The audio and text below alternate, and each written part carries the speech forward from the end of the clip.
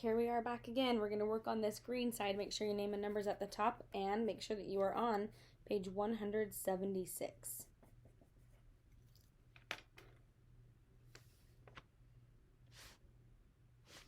Okay, this is what you need to get used to doing for using rounding with decimals, and then we're going to be using multiplication still because that's what this whole unit is about.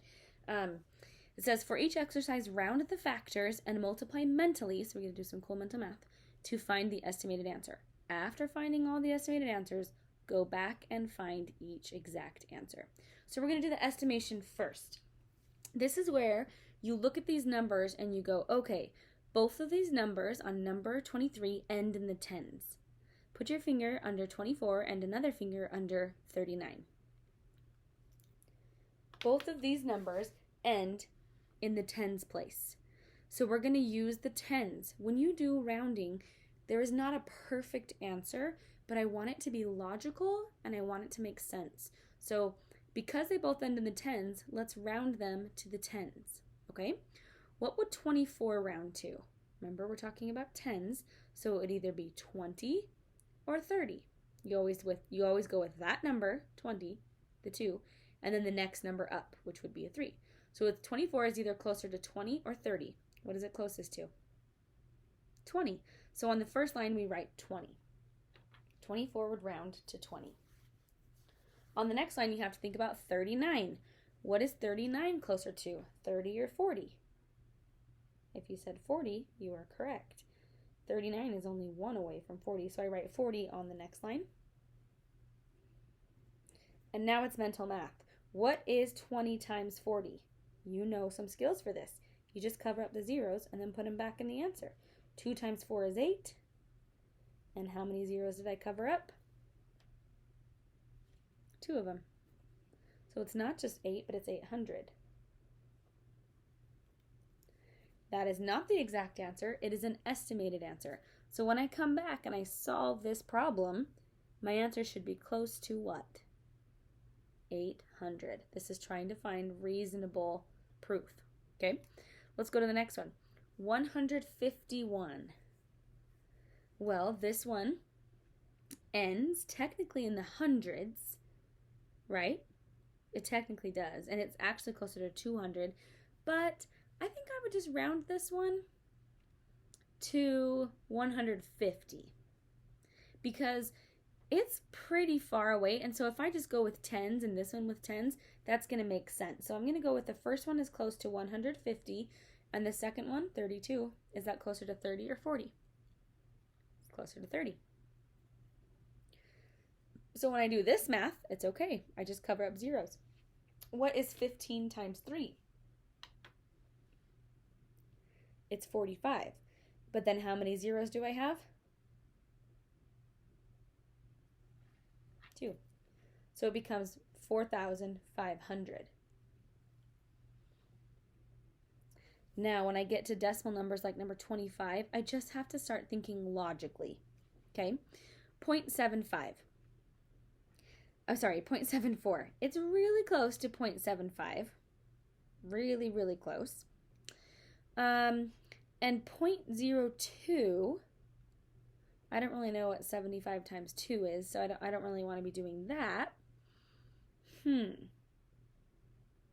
Well, 0.74, if I'm just going to round to the nearest, I could probably say if I rounded, let's say, to the nearest hundredth on this one, 0.74 is really close to 0.75.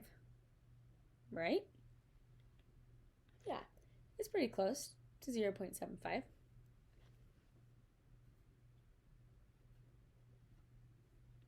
Okay. And 0.2, actually, I think I could make this a lot easier for you. Let's just round to the nearest ones place. Okay, so let's underline the 0, because that's the ones place, and look over at the 7. What does the 7 tell the 0 to do? Tells it to raise the score. So 0.74 is closer to 1 whole than it is to 0. That makes sense. But what about the 0.2? Underline the 0, because we're still rounding to the ones. But what does that 2 tell the 0 to do? stay the same. So 0.2 is closer to having nothing than it is to having anything. So that's pretty interesting. And that's okay. 1 times 0 is 0. That means that my answer when I do this, 0.74 times 0.2, is going to be a really small decimal that is pretty close to 0. It's really interesting. And how about number 26? What would you round 12.3 to? I would just round it to 12. And what would you round 3.7 to? What's that one really close to? It's either close to 3 or close to 4. 0.7 is more than half, so it's closer to 4. And now I know that 12 times 4 is 48. The answer to this one should be close to 48. Pretty interesting, huh? I love number 27, and I'm going to actually have us look at it right now before we go back and solve the real problems. It says, is there more than one way to round these numbers? Yes. I even showed you. Well, that wouldn't be that easy. Let's go ahead and change it. And then it says, why are some exact answers closer to the estimated answer than others? We'll answer that part later, but let's answer the first part of that. Is there more than one way to round these numbers? Will you underline that with your yellow-orange? Is there more than one way to round these numbers? And we're saying yes. So we're going to answer that by saying yes, there is more than one way to round numbers.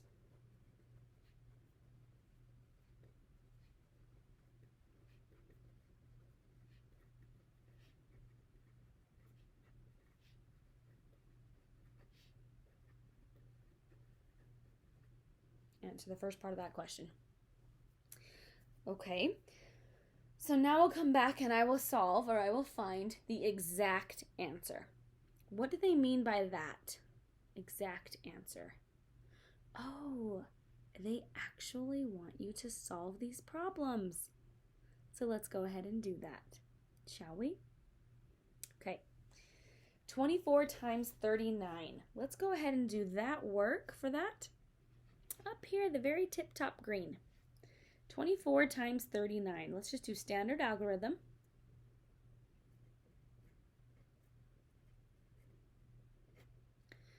Will you please solve 24 times 39 on your own?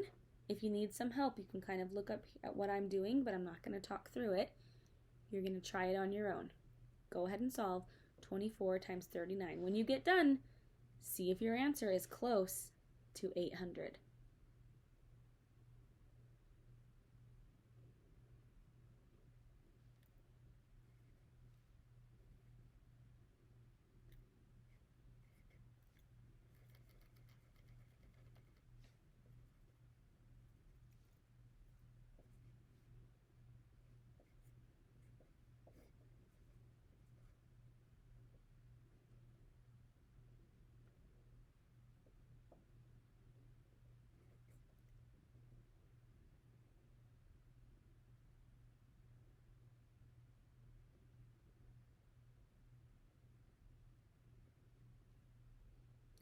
I got 936.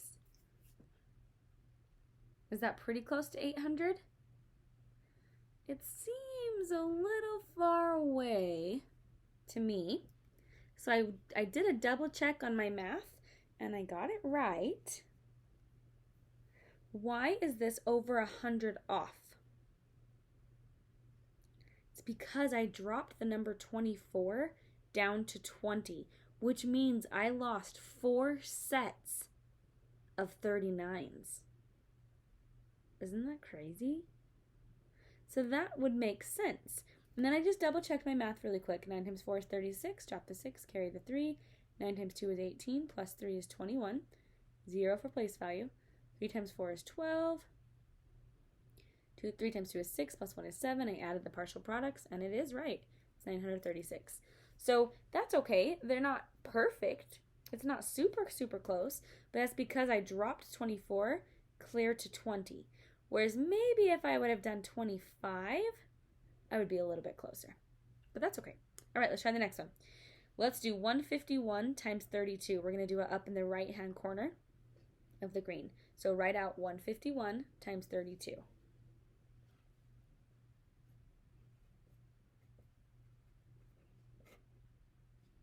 Go ahead and solve this problem and then see if you and I get the same answers.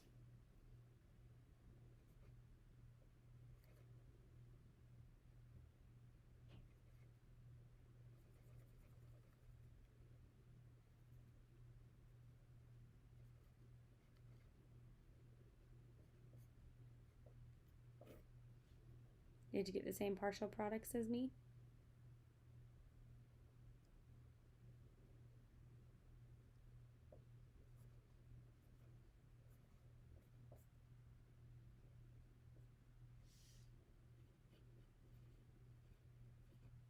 Is 4,832 close to 4,500?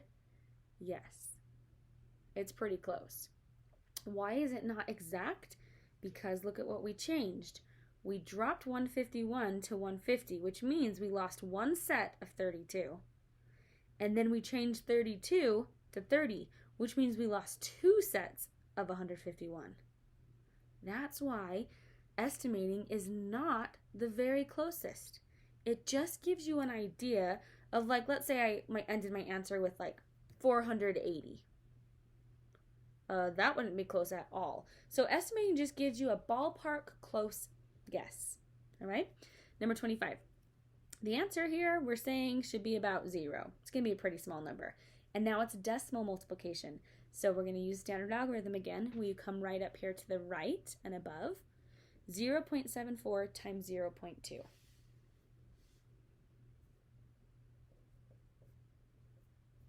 Go through your multiplication quick steps. Is the longer digit on top? Draw a decimal box. Put the number that belongs in the decimal box. Cross out any zeros that don't need to be there. And do the multiplication.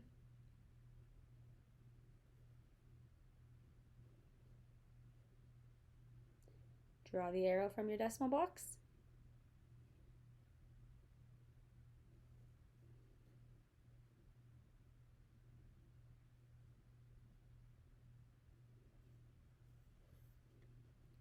Pretty small decimal, 0.148.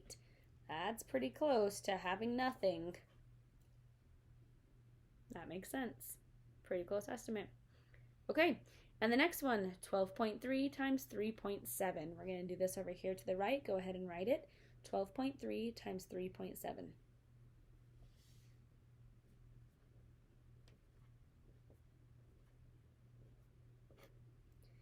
It needs a decimal box. The number that goes in that decimal box is a 2. Do you know why? I hope so at this point. We're getting to the end of the chapter. It's because you have one place value in 12.3 after the decimal and one place value after the decimal in 3.7. So now it's like doing 123 times 37. Then I'm going to put the decimal back in. So go ahead and do this math.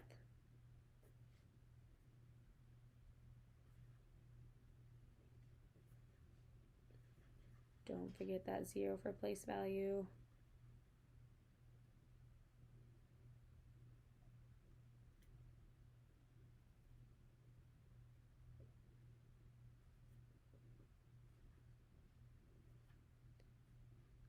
Did you get the same partial products as me?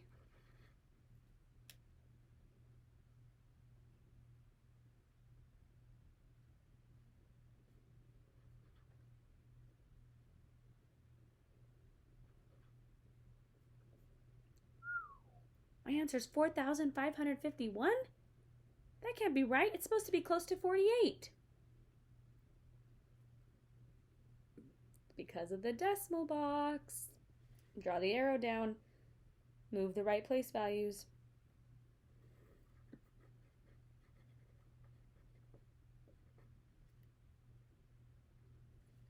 That makes way more sense.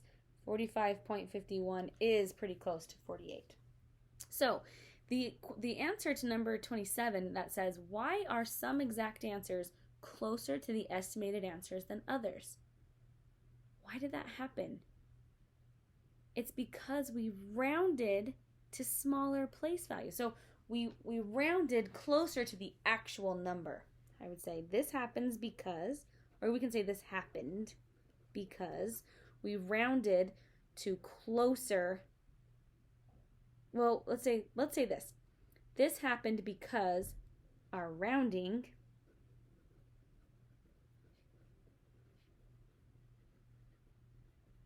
was closer to some of the original numbers than others.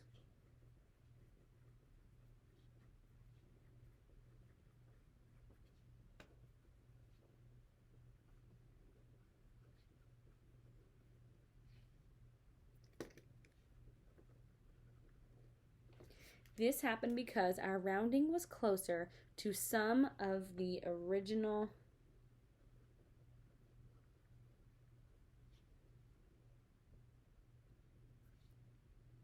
than others.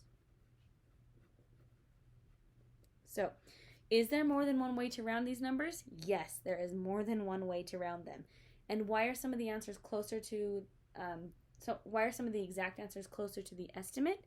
Because our rounding was closer to some of the original numbers. Let's take a look.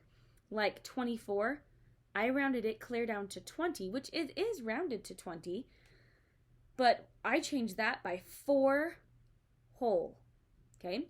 On number 24, I only changed the 151 to 150 by 1 whole.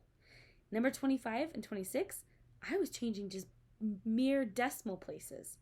Those are much smaller changes than moving wholes or hundreds up here. So that's why it works. It's pretty interesting. We don't have time to do number 28, even though I love it. So just take your pencil and put a big X through number 28. And I think we can be done here as far as learning about how to round decimals. And we've practiced a lot of problems that will be very similar on your homework page. But what we need to do is get as much of this practice as we can into our journal. So I'm going to take a look at what we actually want put into our journal. I think we want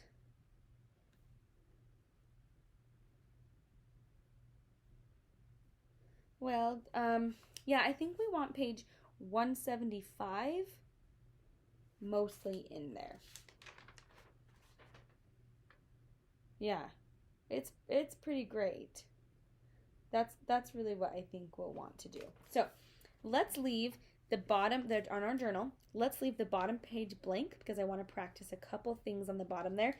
But what we're going to do is we're going to take page 175, and we are going to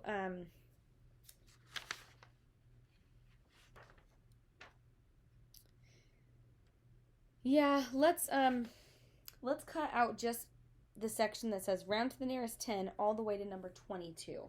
So I'll show you. Round to the nearest 10. Don't get rid of that other section. So like I'm keeping the models, but then I want you to cut as small as possible this other piece that we have here.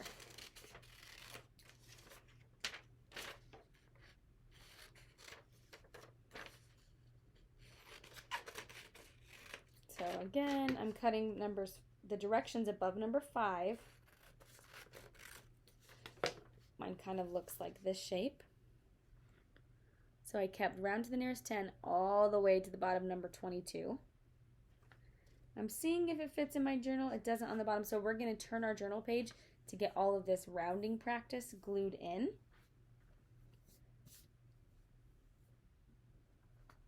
So go ahead and turn your journal page to the back side and get this one glued in. And we're just going to write across the top of this, practice. I'm going to write this with the scarlet color across the top of my backside paper. So I'm just going to write practice. And draw some smiley faces.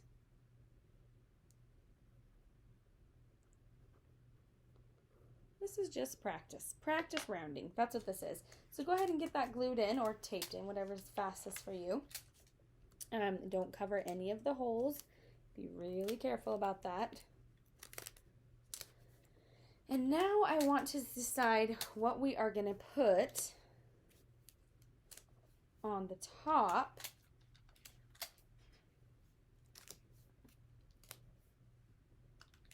I like all the work we did on the back side that says explore estimation and multiplication. I really, really like that. So I'm wondering if we can flip our journal back. This is so fun. Know you love it. Don't pretend like you don't.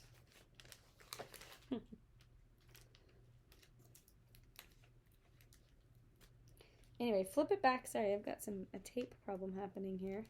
You know why?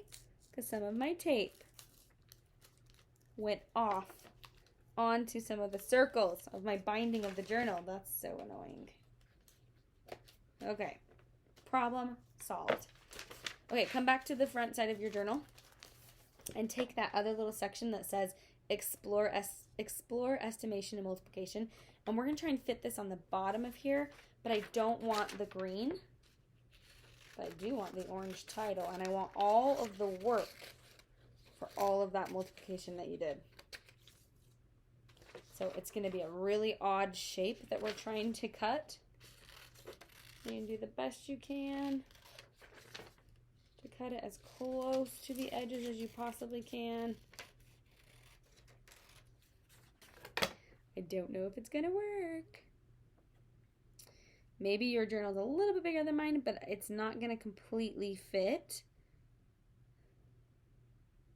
because of this hole right here for me. So if I tilt it, I'd have to cut off some of my work, or I could do this and cut off where it says yes. So let me show you what I'm going to do. I'm going to make it work for me. Look, I'm cutting actually my work off. That way I'm going to cut a tiny bit of this work off. That way it can fit, and then I can add the word yes just in my answer line right here. Yes. Okay, I got that to work for me. I'm wishing you the best of luck as you go to do this. Come find me if you need some help getting it glued in. I really can try to help you get that a little closer to size so that this works for you, but I think you can do it. Okay, get it glued in and taped in, and then, well, I was going to make you draw some modeling on the back page, but I think I'm going to cut you loose and let you be done today. Pretty great. Don't forget about that modeling about if you don't know how to round, you can always write the number that's, like if you're doing tens, you can write the closest 10 below it and the closest 10 above it, and then you could draw like a little mini number line, right? Like we did. I think we cut it all up, or it's on the back side of this, but it's pretty cool tactic if you're struggling. So when we meet in groups and when we go over things, maybe we'll go over more of the modeling. I think you have to model it on your test too, so that would be a good skill to practice. But thanks for hanging in there. Rounding decimals really isn't so bad. After you get it all glued in, you can use your journal notes. You can also use the notes from 2.8 if you're struggling. But homework and remembering, you're going to know how to do all of these because we just did some of them, and there's examples in our journal. So make sure that you follow the directions. You're going to have to do a lot of estimating and a lot of exact answers. Don't panic about if you've rounded it to the perfect answer. But, you know, don't take 38 and go, oh, that's closer to 0 than it is to 100. Obviously. Pick a number that's relatively close. If I were you, I'd go, well, I don't want to change it too much, so I'll change 38 to 40. And I don't want to change 92 too much, so I'll change it to 90. So you're going to try to not change them as much as possible. Okay? That's kind of how you're going to go through the homework side. On the remembering side, you got some more rounding. You've got some division. That's pretty cool. You're going to have a great time. You don't need to do stretch or thinking. So enjoy rounding decimals. It's the best. This is going to go fairly quickly, but make sure that you go slow enough that you're doing the multiplication right. Thanks for hanging in there. Catch you next time.